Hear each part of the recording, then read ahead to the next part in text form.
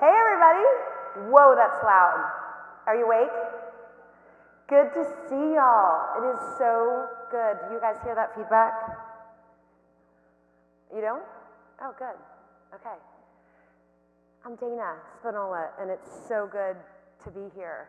I see you guys have kind of dressed up. You've got jackets on. I've got heels on. It's not slippers and tennis shoes and the days of the last couple months. It feels so good to be actually here and talking with you today about a topic that I think is more timely than I knew it was going to be needed. The idea of loving what you do.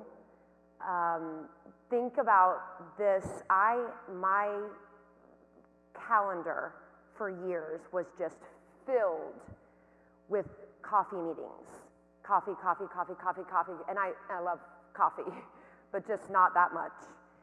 And if you're like me, you're kind of looking over trying to figure out how you're going to do my day job as a CEO and a mom of four and all of the other things that I'm supposed to be trying to pull off. But people kept asking, hey, can you please have coffee with a friend of mine and other CEOs? Can you sit down and talk with me, or can you talk to my 20-year-old daughter? All of a sudden I realized this conversation was the same conversation. It was people like me, like you. Know that you can create this life intentionally.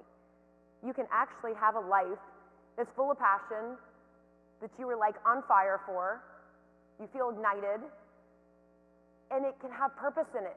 You can be doing it for a reason. It can matter.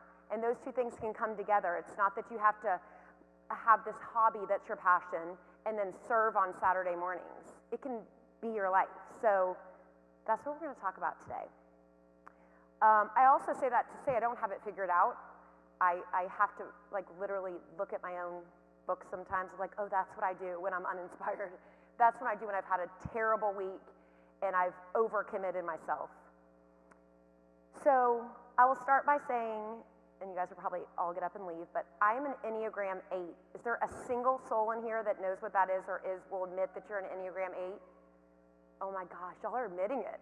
Okay, so what that basically means is we are your most annoying, challenging friend that says, there's a better way to do this. I challenge you to do this more, better, greater, longer, stronger. We're a little bit exhausting. But we mean well because we see this in you. We can't help but look at you and say, oh, you know what you could be doing? It like hurts us to not challenge you to be like the best self that you are. As cheesy as that sounds, it's like hard for us to keep our mouth shut and stay in our own space. So I have to just start off with the idea of ask yourself what is really important and then have the courage to build your life around your answer. Like that should kind of have you shuddering a little bit inside, because the idea of the courage to build your life, it's a build. None of this is just going to happen. But the cool part is, if you put a plan together to build it, it actually can. So you're not the person that's, throwing in some help in the world a little bit on the side and then getting, your hobby kind of thrown in on a Tuesday night. You combine those two together and kind of create what I call the sweet spot of life, where you're kind of living both of those out. So I'll just take a minute to say, who I am. There's more to me than my 8 Enneagram, a little bit more, but it all kind of goes with the same. I'm CEO and founder of my company, fab'rik. It's women's clothing stores. Started with one. We're at 40 and growing, and never knew that was going to be the plan, and just grateful beyond grateful. I married this guy, Angelo. He's an attorney. He travels all the time, so silver lining in the pandemic, he's stuck at home with me, and just I walk into his office every 10 minutes like, hi. I actually met him, I guess you could call met him. He was out on a guy's night, and who isn't looking for a wife on a guy's night? So I see him, he's with 10 other guys, and they're, over in the corner of a restaurant. Well, it was actually a bar. I called it a restaurant to my parents for so long, but it's a bar. And I look over and I was like, oh my gosh, you guys, to my friends, that's my husband. They're like, Dana, no, not tonight. Like, no, no, no. Walk over, said, excuse me, I know this sounds crazy. Sorry, guys, like, y'all look like you're having fun. I'm Dana, I'm gonna marry you. First thing I ever said to this poor guy. I mean, he fell for it. Look, we have 4 beautiful kids and we're doing life right alongside each other.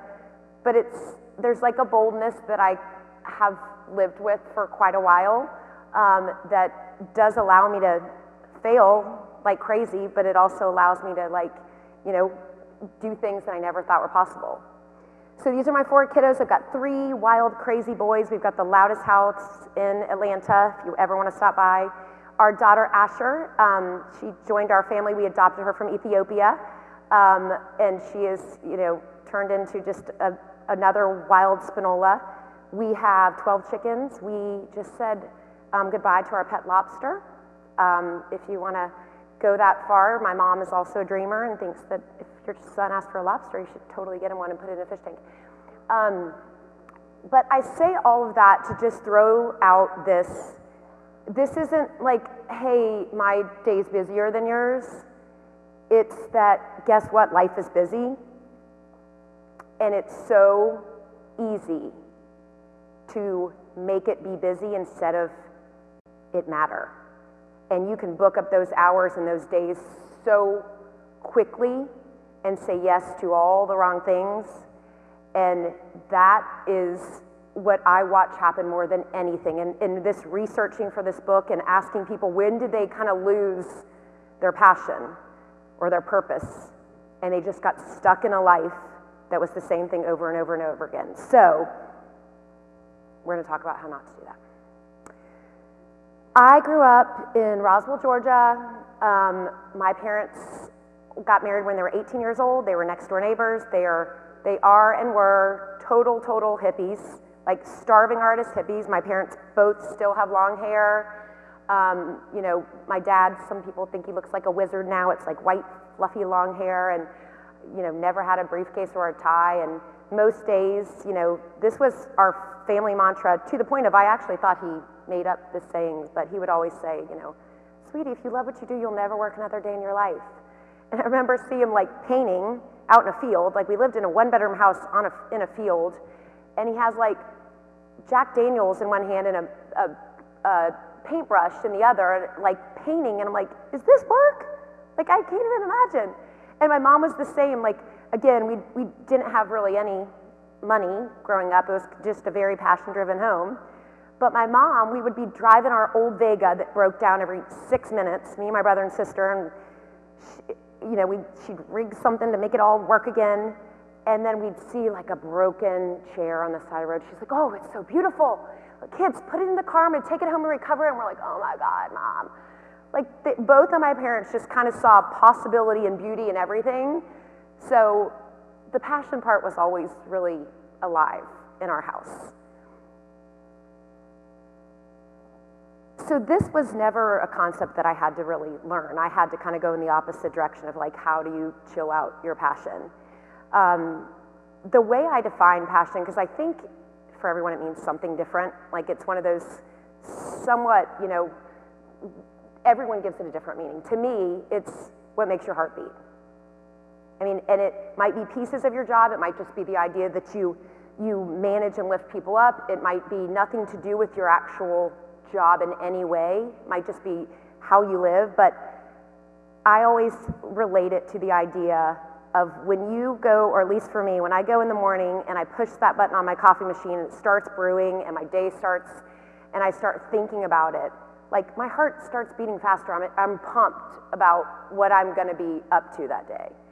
And I mean, since I've been 6 years old, this is my office now, but that's what my room looked like when I was 6. Like, I was the girl that every dollar I got from babysitting, I ripped out of a magazine, to Vogue magazine, to go wallpaper my room and just be covered with fashion.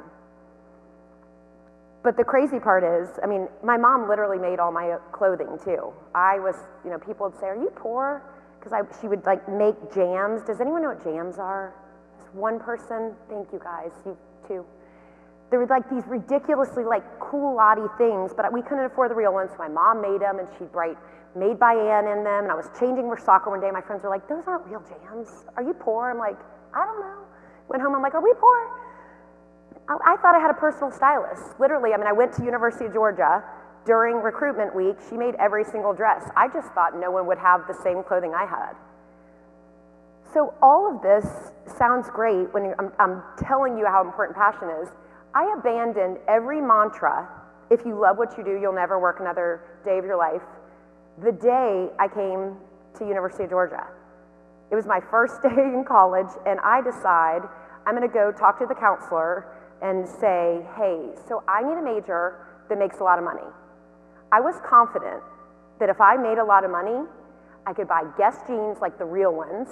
I would have all this money, life would just pretty much be perfect. So they said, well, there's a major called Management Information Systems, and I'm like, I don't know what that is, but I'm gonna do that. Sounds like you think that it will make me a lot of money. That's gonna make my future incredible. My parents don't know what they're doing, and here I go. Long story short, graduate with Management Information Systems. It worked for Deloitte Consulting, an incredible consulting company. I was traveling to 3 different cities, had apartments in all the different places. They paid for my dry cleaning. I'm like, I think I've made it. Like, this is it. Until that ridiculous day that I called my dad from San Francisco, and it had been about a year in, and you know, they're talking about, you're gonna be the youngest women partner, this is gonna be so great. And so passion's one piece, right? But, the big but, is that I remember you know, writing this and being like, whoa, the word responsibility just kind of jumps off this. It's not selfish to do what you love with this one precious life, it's our responsibility. So all the people that were kind of like, Dana, that's so selfish, like you should actually truly not leave this big job because it, you know, you'll be able to support a family someday and all of this stuff to just go follow your little passion. And I remember thinking like, I know, but I feel like it's like what I was designed to do. Like I can't shake it that I want to be part of clothing. Like my passion, what makes my heart beat is clothing, y'all. Like that is not, my husband always says, when I first started telling people this, he's like, maybe you should come up with like something cooler than clothing. I'm like, I can't, that's it. I mean, that's just frankly what it is, the power of an outfit. When I have on a brand new outfit and when I put heels on, I don't know, I'm transformed, I can kill it today. And that's just how I am. And he's like, is it like if I played for the Dallas Cowboys? I'm like, exactly. Like, he's like, well, that's my passion. I'm like, I know, but like you can't play for them. He's like, then what do I do? I'm like, well, you could work for them. And we go down this whole thing, and then he's a lawyer, so he goes back to like, done dreaming, can we stop this part? But there's a responsibility part, which means the purpose. And think about it, if you have children or you have young people that you're mentoring, when they come to you and they're like, oh, I've got this thing, the last thing you want to do is like, oh, don't do that, go do something practical. Go get into a career or go do something, you know, even free that doesn't light you up. Like you would never say that to someone. And when I was doing research for the book, I kept asking people like, do you know, when you dream about your life or what you thought you were going to be, everyone said the most shocking part about reading the book was not at all about the passion and purpose, it was that they realized they'd stopped dreaming for their life. So the passion keeps you going, it's your engine. It's like when I push my coffee machine and I'm like, I'm on, I can do today, I know I'm going on a buying trip, this is going to be a good day. But the purpose part, you know, if that's making your heart beat, what breaks your heart? Because those two together, when people come up and they say, hey, congratulations on all your success, and I remember a day where I was like, what does that even mean? That I'm opening more stores? Like, it's good, but it hit that point where I'm like, this isn't legacy kind of stuff. Like, oh, it's a girl and she had a lot of stores. Like, why? And again, my passion led me into my purpose in the most embarrassing way ever. I was in my closet one night and it broke. I had way too much clothing. Like the rod literally came down and I sat there and I was like, I hope no one sees this. Like this is a major problem and an embarrassment. And so I go over a friend's house that night and I'm telling her about it. I'm like, I'm so embarrassed, blah, blah, blah, blah, blah. She's like, I've got 4 bags of extra clothing in my car right now and we're having a glass of wine and we're like, what if we could meet young women that needed this clothing, we could give it to them, and we start talking about this idea of these free sprees. Long story short, because you never know how this is all gonna work out, I said, well, I'm gonna send an email out to my fab'rik customers, just one little email, asking if you have any extra clothing, will you bring it in? We're gonna transform the store with all your donated clothing. We're gonna call up some young girls' organizations that are in need, and we're gonna dress them. And we're gonna get some volunteers and see what happens. One email, 500 bags of clothing in 2 days. We had to say, please stop. We had to fill up warehouses. We had a waiting list of volunteers saying, can I please be part of this? And unfortunately, there's that many young women. And our first spree was 9 to 5. I would close my stores and put in all this donated clothing. And all of a sudden, I'm watching my stores close to open up to a store without price tags.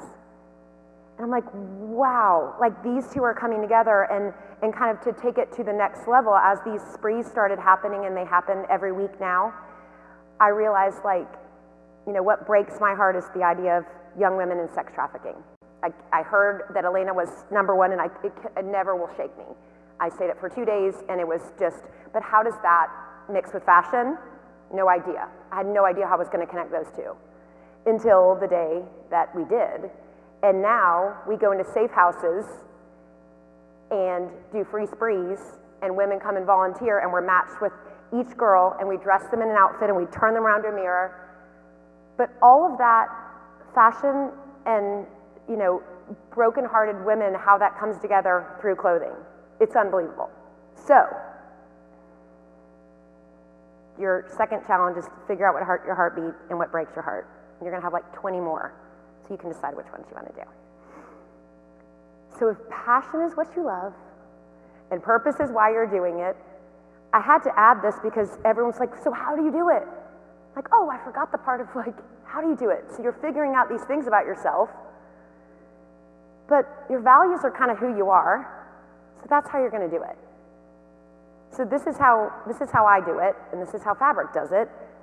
These are our core values, and they kind of became our core values. If anyone is trying to build anything or has been part of a company that has core values, you cannot, well, you can, it just doesn't work. You can't write a couple cool adjectives and verbs up on a wall, stick them up there, and hope the whole company gets real pumped about it. You've got to be living them. And for us, we live these, and we kind of live them in this order because we think it's so important. You can't bring me a marketing plan without a wow in it. I'll just say, okay, I don't see the wow. You can't have a meeting that doesn't have heart in there. You can't have a quarter without a dream session in it. But as you'll see here, growing up with dreamer parents, it's really important to me that you don't just sit around and dream all day. Dreamers get like a bad rap because you can just dream it all the time, but I need us to move into finish lines and hustling, which becomes exhausting. And so you've got to learn how to stay inspired. And this doesn't say me as your CEO to inspire you. This is we, all of us, have a responsibility to stay inspired. Wow everyone, I'll talk about it in a minute, which is just the joy part, which is the like going above and beyond for no particular reason to make someone feel awesome. And then lead with heart. It's picking people over profit. Picking your inconvenience over hoping that you've put some good into someone's day. So we'll start with dream.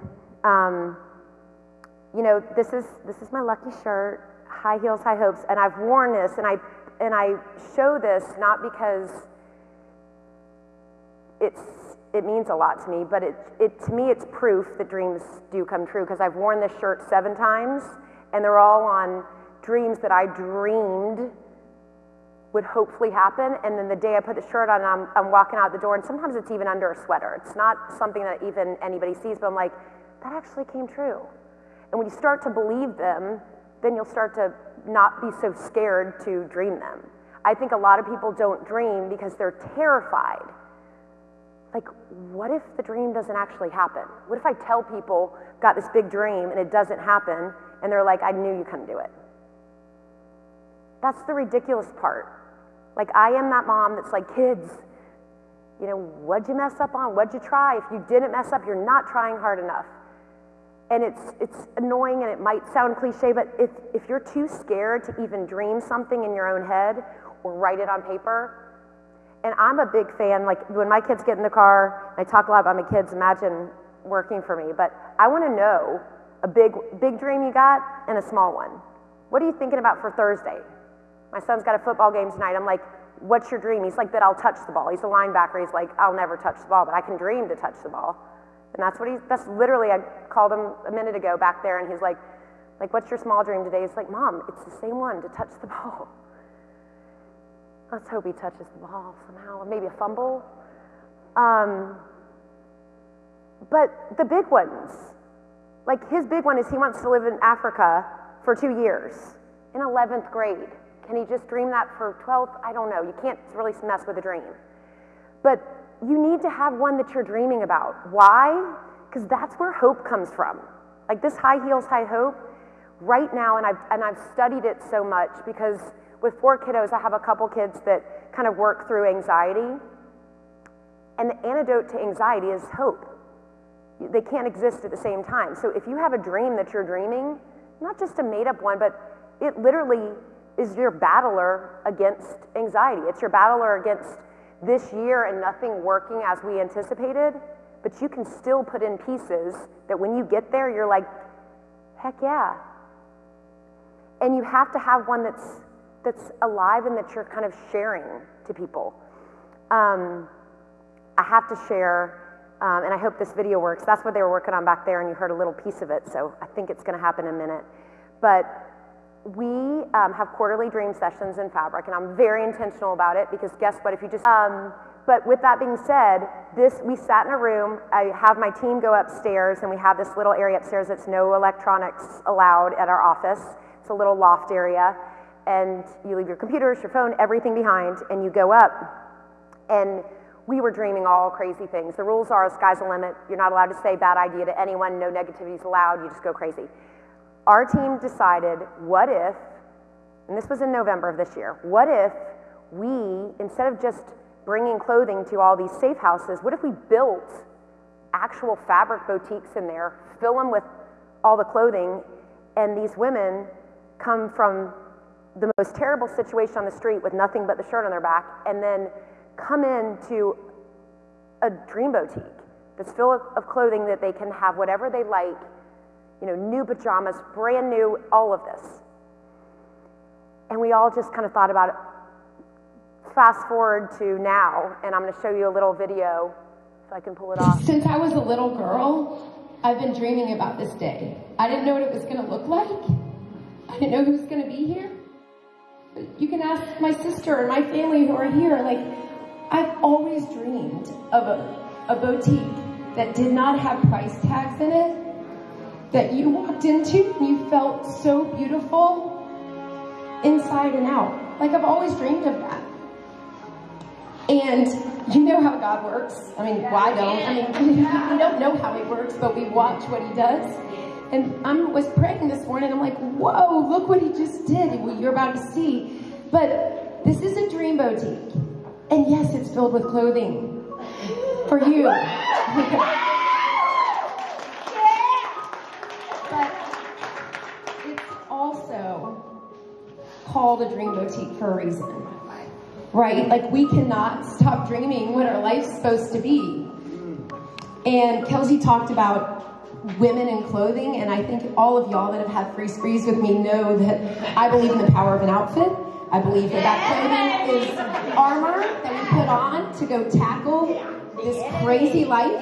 Yep. We've all had broken hearts and broken dreams and broken stuff, but guess what? We also have this beautiful promise from God when he says, in my favorite verse of the Bible, she is clothed in strength and dignity, and she laughs without fear of the future. Right? Because you don't just stop without the future part. The coolest part is that we're not supposed to fear the future. So, with that being said, the idea of being clothed is that, like, God's arms are wrapped around us. He's got us. So you don't have to worry about that part, right? With strength is courage. So guess what? When you don't have it, it's okay because you're already clothed in it. You don't have to worry about that part. You got it. It's in you. It's on you. And dignity, that means you're honored. That means no matter what, God made you exactly how you are. That's the most beautiful part. And it's okay when you forget that you're not beautiful and you're not worthy. It's okay. We're humans. We're going to forget that. But not in this space. You're just not allowed to. When you walk into that space, I want everyone today, when you walk into that space, to walk in up to that mirror, and I want you to tell that girl that she's beautiful, not just outside, because she is, but inside. And it's okay if you forget it, but we are here. The whole fab'rik family, the whole team isn't here, but they're all praying and outside. And all those volunteers, y'all, do you know how many people want to come in here and love on you? I mean, I know you love it and they love you back, but there's a whole warrior of women and men out there that are walking right beside you, and I believe, like, carry this, like, in my pocket at all times, because you never forget. Take it one step further, what Kelsey was saying, clothes can't change the world, but the women who wear them can. That's what we do. Isn't that awesome? So good. And it's so good when you find yourself, but you find yourself watching this happen, and we're just setting out to, as my mom says, turn my addiction of shopping into my job. And then you're watching, wait, if you open up your eyes, you can see that I still go into my office and I still, work on Q4 strategies until 2 in the morning. There's still a lot of hard work, but the why is just like so big. And what I would say, one of the most proud parts about what our company has done with changing our mission statement to High Style with Heart is people used to come and say, oh, I can't wait to work at fab'rik, what's the discount? And now they say, do I get to go to a free spree? And as a founder, you're like, yes, like the people that come into this company, what our mission is just changes dramatically. So, what you just saw obviously was a dream, but the hustle part is critical. And this is a story about my very first boutique that I used to only tell half of it. I used to tell like the inspirational part and not like the part where I looked like an idiot. Told the part where everyone's like, yes, you opened our first store and everyone was there and it's so great. It's like a dream come true, and then I never told the second part. So I'll tell y'all the second part. Basically, I was working at Deloitte Consulting, red-eyeing back and forth to San Francisco every week. I took a job on the weekend to work at a boutique just to make sure I kind of like this thing I'm about to give up my career for. Writing a business plan through the night, and it gets to the point where I'm, need some money. And, the other thing I learned about when I was working there, I was making money, but the more money I had, the more I spent. So like something wasn't working. I didn't have all this money to start this boutique. Long story, 14 banks. Y'all, 14 said no to me. I mean, how I even had the courage to go to the 15th one is beyond me.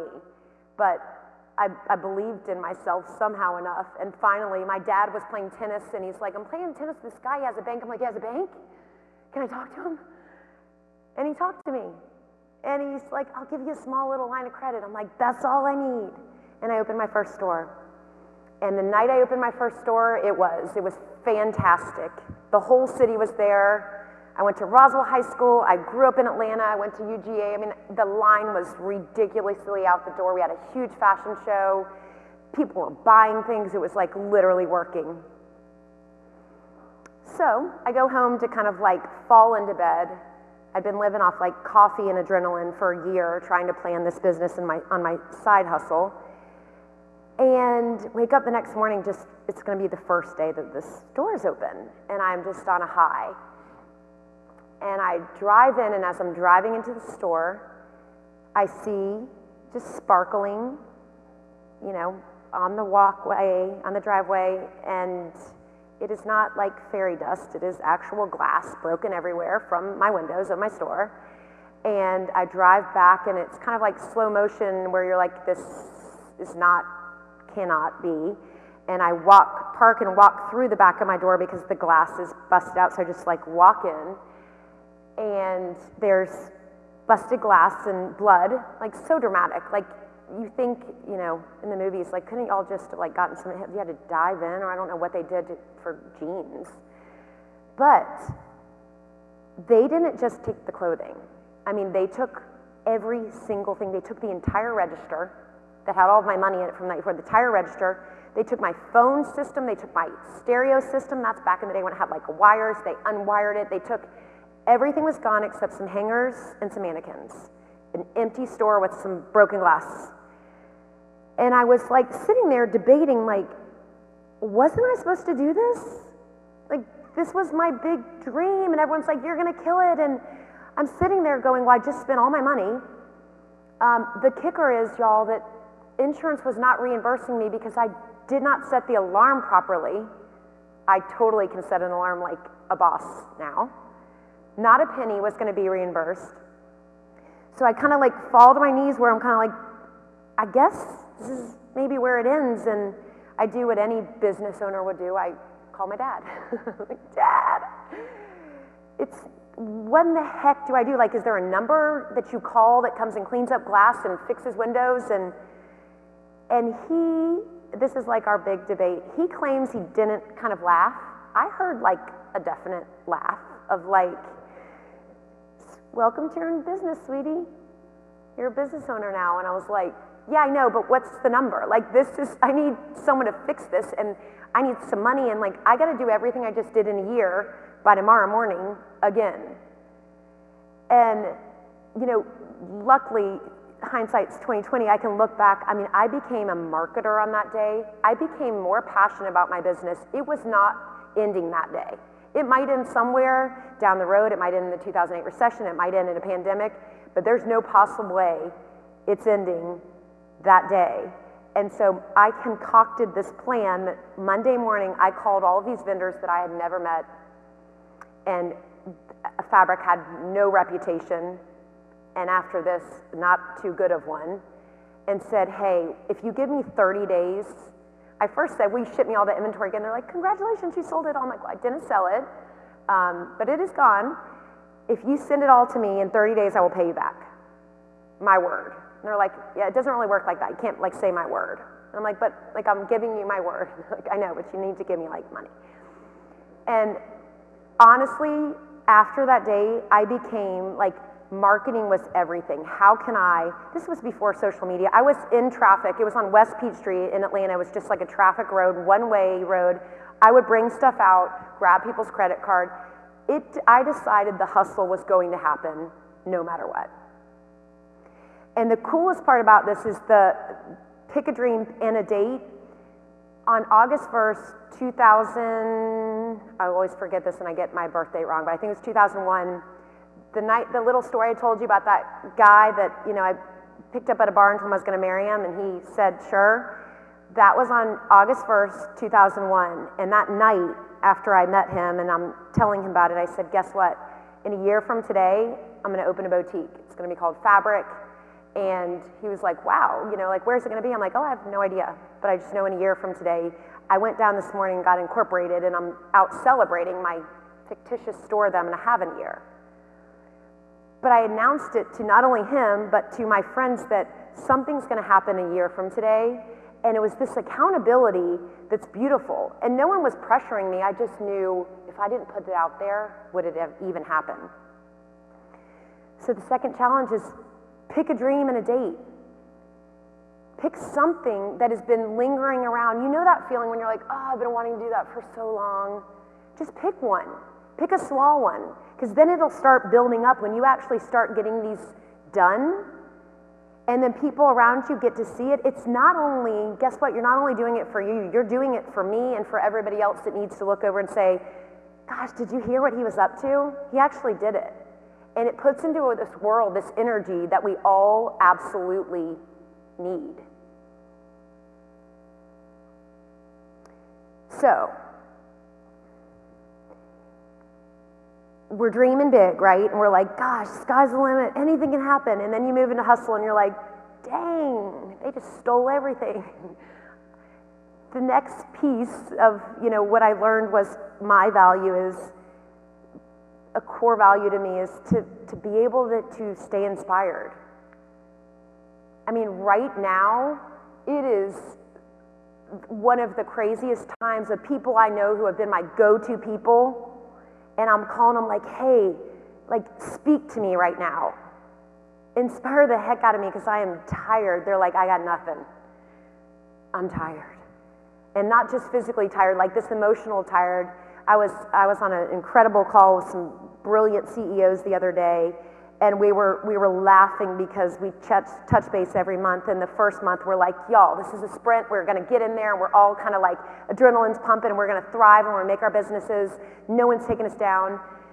And then we moved to like, all right, it's gonna be a marathon, and that was our next call, and then this call we're like, so we are sprinting a marathon. We're working harder than we have ever worked to figure out, where are we supposed to be, what are we supposed to be pivoting to? All the while, nothing's predictable. You can't really make a plan to go to a beach and just forget about it. So how do you stay inspired? This picture is from a silent retreat I went on about 2 years ago. And you've been around me for 10 minutes and can you imagine me having to not talk for 4 days? No talking allowed. When you pass someone like in the hall, you can't be like, hey. You have to just do like I can't talk to you. Like you're eating meals with strangers and you're like, and I can't even talk to you. But the idea is to like cut the noise out.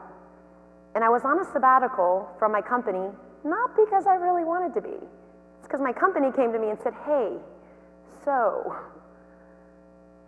we love you, but it feels like maybe you're not okay.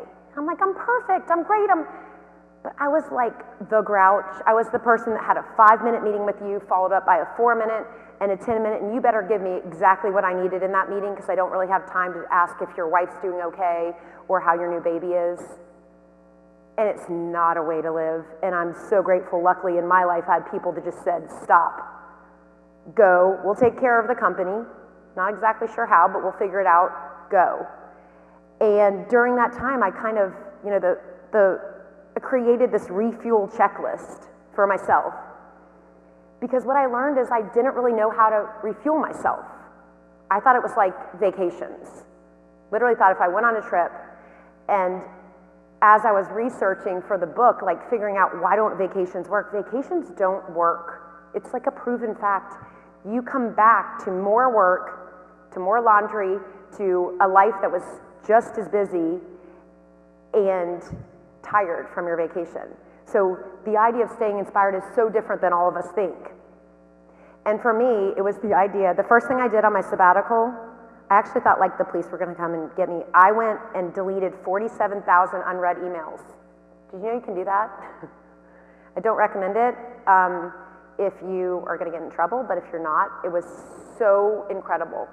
And all of those ideas of refueling yourself, I learned of all of them. For me, I get fueled by listening to people that are smarter than me and them kind of jogging me out of my stuck place, as well as going down and slowing down, looking for all the people that said, hey Dana, do you have a minute? And I said no to, stopping and saying, hey, do you want to have that coffee? What was that question you had for me?